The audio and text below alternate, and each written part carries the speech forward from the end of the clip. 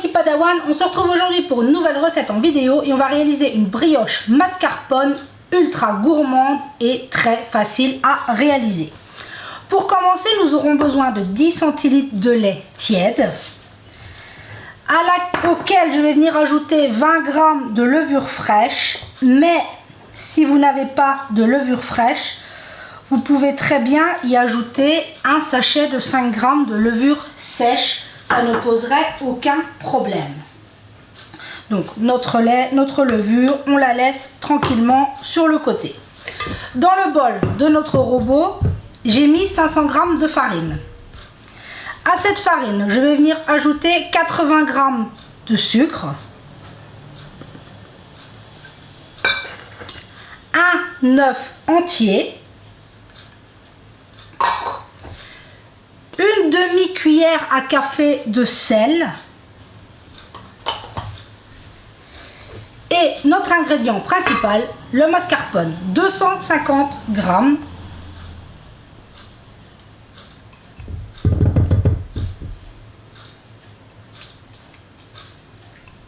C'est vraiment une brioche ultra gourmande. Je prendrai ma cuillère. Hop.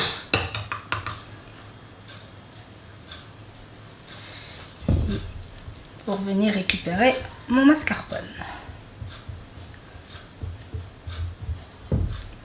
Le mascarpone donne un fondant aux brioches. C'est juste génial. Donc là, il ne nous reste plus qu'à attendre que notre levure fonde. Tout simplement. Il est très facile de réaliser des brioches maison. Sans œufs, sans beurre, au mascarpone. Il en existe des variétés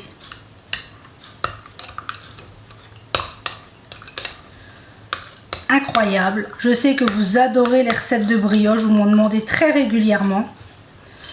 Donc je me suis dit, j'avais un reste de mascarpone, c'était l'occasion de vous présenter cette recette. Vous voyez que ça va très très vite. On me demande généralement quand j'utilise de la levure fraîche, si on peut utiliser de la levure sèche. Oui, tout à fait. Ça ne pose aucun problème.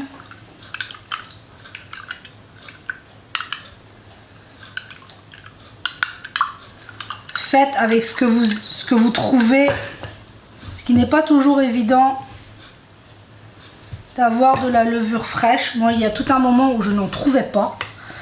Là maintenant ça va mieux, mais voilà. Donc on ajoute notre levure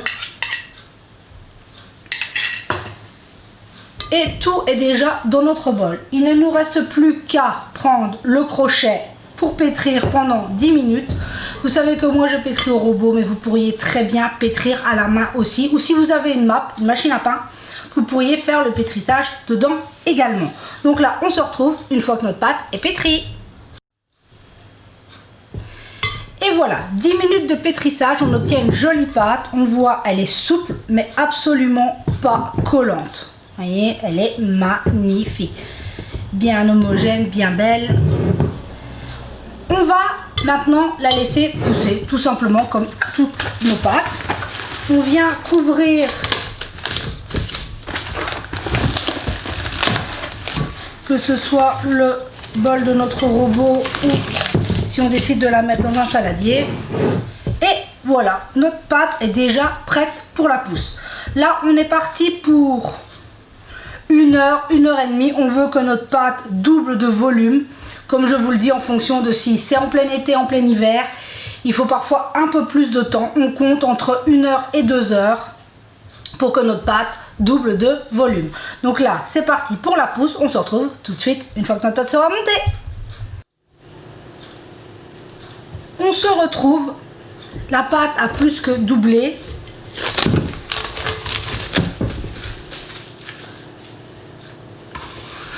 C'est ce qu'on voulait. Maintenant, on la récupère.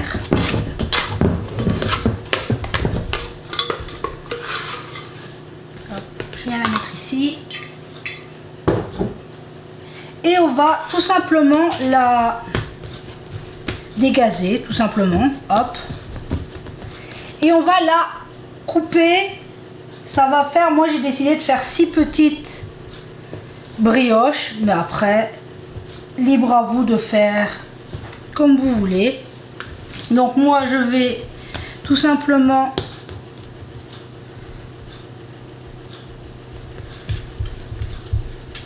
là en faire des jolies petites boules. Hop, voilà. Et on vient les mettre sur une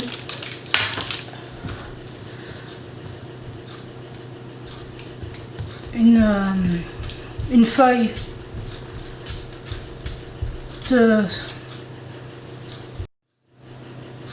Excusez-moi le téléphone et j'ai été perturbée. Une feuille de cuisson. Hop, tout simplement. On pourrait mettre...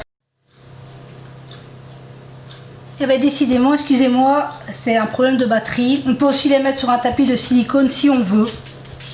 Hein, vous mettez ce que vous avez à la maison. C'est juste pour que... Et c'est assez... Ça se fait très très bien. La pâte ne colle absolument pas. Elle est très facile à travailler. C'est vraiment un bonheur. Hop. Et voilà, mes 6 petites brioches sont prêtes. On va les laisser pousser maintenant pour une deuxième fois pour 45 minutes, tout simplement. Ensuite, on viendra les dorer, mais bon, ça c'est une autre histoire. On va aussi préchauffer notre four à 180 degrés, chaleur tournante. Enfin, ici, moi j'utilise la chaleur tournante, vous me demandez tout le temps. Donc moi c'est chaleur tournante.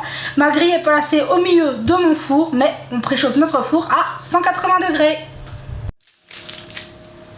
Et voilà, on se retrouve 45 minutes de deuxième pousse. Regardez, elles ont encore bien poussé. On va venir les dorer. Au choix, jaune d'œuf, œuf entier, lait, ce que vous voulez. Moi, je préfère toujours les badigeonner au lait, mais c'est un choix personnel. Vous faites comme vous voulez. Si vous les voulez plus colorés, vous le faites avec un œuf entier débattu avec un peu de lait, un jaune d'œuf si vous les voulez vraiment très très colorés. Et on peut ajouter, si on le souhaite, quelques grains de sucre. C'est pas obligatoire. Hop. Je vais le faire sur 3 et en laisser 3 nature. Voilà. Et on n'a plus qu'à partir pour la cuisson. Donc je vous ai dit, on a préchauffé notre four à 180 degrés et on est parti pour une cuisson de 20 à 25 minutes en fonction des fours. Donc on part en cuisson et on se retrouve tout de suite après. Et voilà, on se retrouve, la cuisson est terminée. 25 minutes au four, vous voyez, elles sont magnifiques. Je vais vous en prendre une, regardez, elles sont parfaitement cuites. Là, je vais les laisser refroidir parce qu'elles sont bouillantes. Et comme ça, je pourrais vous en couper une pour voir le résultat. Mais on voit qu'elles sont super moelleuses. Mais c'est très très chaud. Donc là, on les laisse refroidir et on se retrouve d'ici une petite demi-heure, 3/4 d'heure pour qu'elles aient bien le temps de refroidir. Et voilà, on se retrouve, les brioches ont eu le temps de refroidir. Regardez-moi ce moelleux, juste parfait.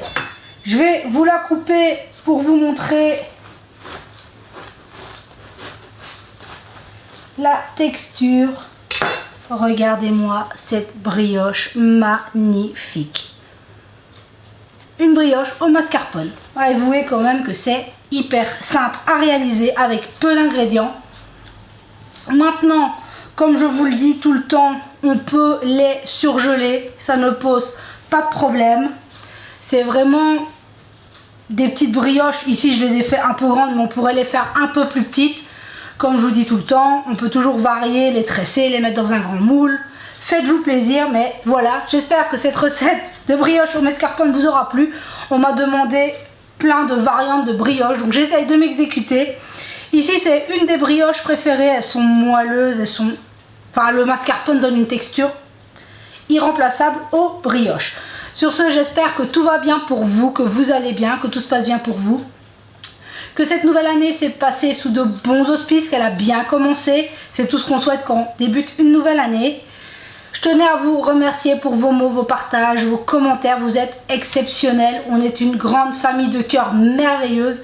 Merci à vous tous. Sans vous, je ne serais pas là. Merci, merci, merci infiniment. Vous savez à quel point j'aime ce partage, voilà, c'est une merveilleuse aventure qui se joue et c'est vraiment merci, merci, merci à vous. Donc sur ce, prenez soin de vous, faites attention, restez prudents, prenez soin de vous, la santé est si fragile et on se retrouve très vite pour la prochaine vidéo.